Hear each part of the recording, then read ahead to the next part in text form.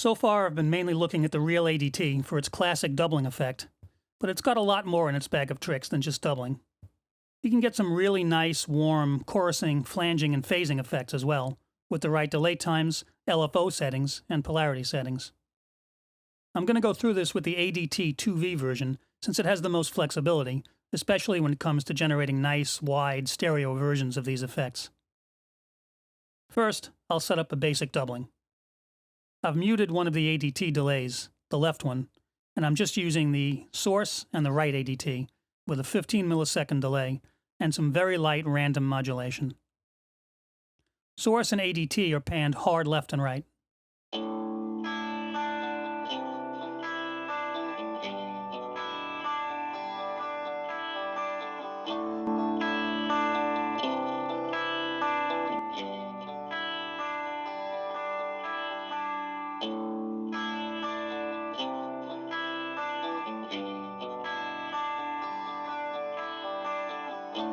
If I want a stronger center image, I can bring in the other ADT as well and pan the source center with the two delays on either side.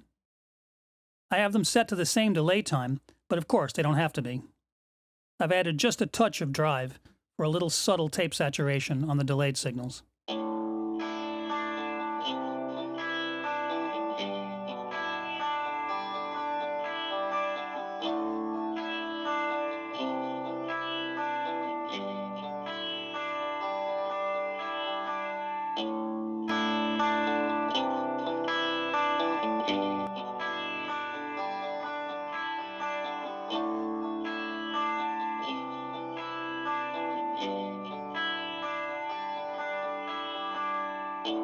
Now it's a short step to a richer and more chorusy effect.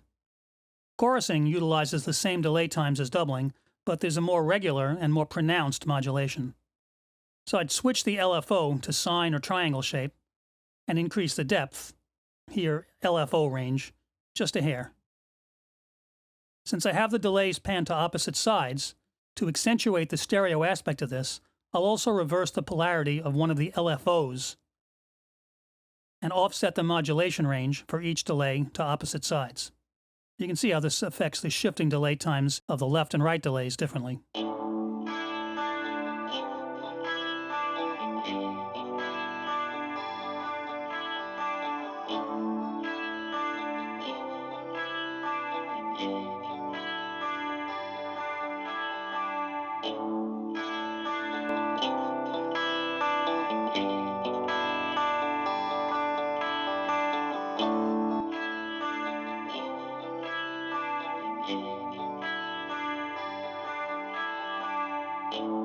For a slightly sharper, more flange-like effect, I'll lower the delay times and the LFO range to keep those modulated delay times in that lower range.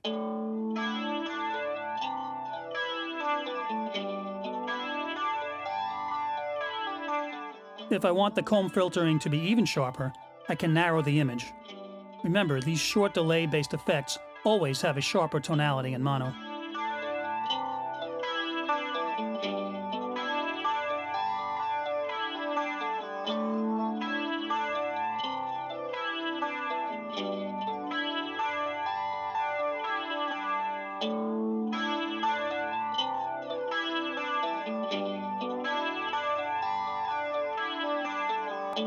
If you want more of a phasing effect, you can set the delay times to 0. This will result in stronger cancellations, especially if you flip the polarity of one or both ADT signals.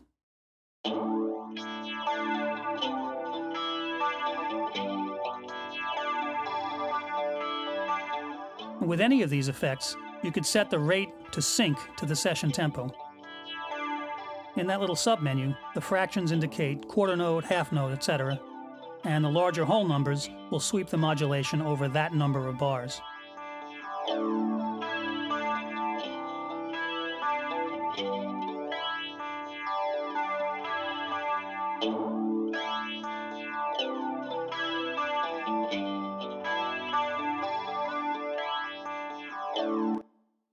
Now, the pitchiness of these effects would keep you from pushing the depth too much, but on non-pitched instruments, you can take things a bit further.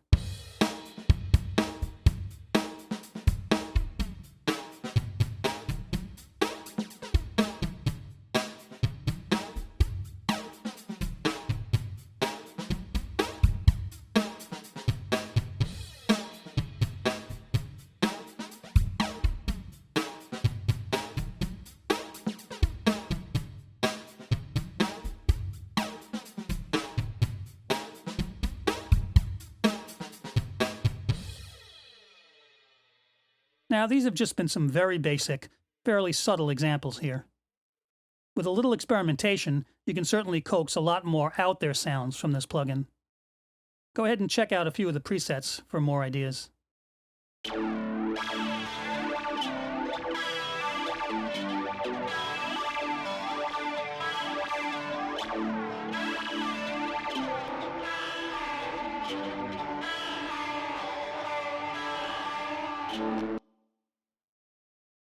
I'll finish up by briefly comparing the effects I just went through, and then I'll move on.